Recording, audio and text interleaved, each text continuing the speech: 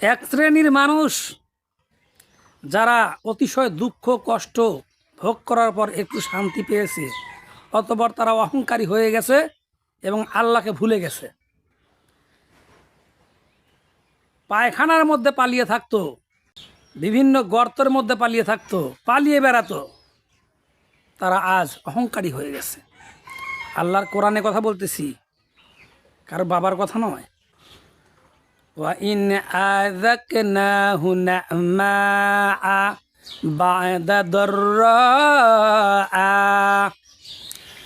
مَسَّتْهُ لَيَقُولَنَّ ذَهَبَ السَّيِّئَاتُ عَنِّي إِنَّهُ لَفَرِحٌ فَخُورٌ। অতিশয় দুঃখ কষ্ট সহ্য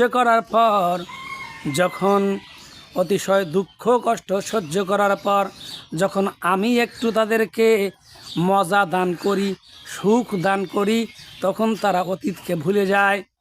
আর তখন তারা প্রফুল্লতা পায় আর বলে আমাদের তো আর দুঃখ কষ্ট আসবে না। অতিশয় প্রফুল্ল হয়ে যায় আর অহংকারী হয়ে যায়। আল্লাহর কোরআন, আল্লাহ বলতেছেন আমি যাদেরকে অনেক দুঃখ কষ্টের পরে, ক্লেশের পরে যখন সুখ দান করি, তখন তারা অতীতকে ভুলে যায়, প্রফুল্লতা হয়ে যায় আর অহংকারী হয়ে যায়। দেখেন তো আয়াতের সঙ্গে মিলান তো। এক শ্রেণীর মানুষ যারা পালিয়ে বেড়াতো, তারা আজকে মানুষের সঙ্গে কি আচরণ করতেছে, কি ব্যবহার করতেছে। শুধু গাঁও গ্রামে নয়, প্রত্যেকটা অঞ্চলে, শহরে, বন্দরে, সব জায়গায় দেখেন একই অবস্থা। এ কথাগুলো বলতে গেলে অনেকের হয়তো কষ্ট লাগতে পারে, কিন্তু কোরআনের আয়াত তো বলতে হবে। এই কথাগুলো নিজের গায়ে লাগিয়ে নিজেকে মূর্খ প্রমাণ করবেন না।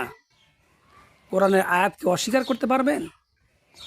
আল্লাহ বলেন যারা অহংকারী হয়, যারা অহংকার করে, তারা যেন আমি আল্লাহ রব্বুল আলামিনের কুদরতি গায়ের চাদর নিয়া টানা হেঁচড়া করে। মার্জিত হন, সাবধান হন, ধরাশায়ী হতে হবে আল্লাহর কাছে।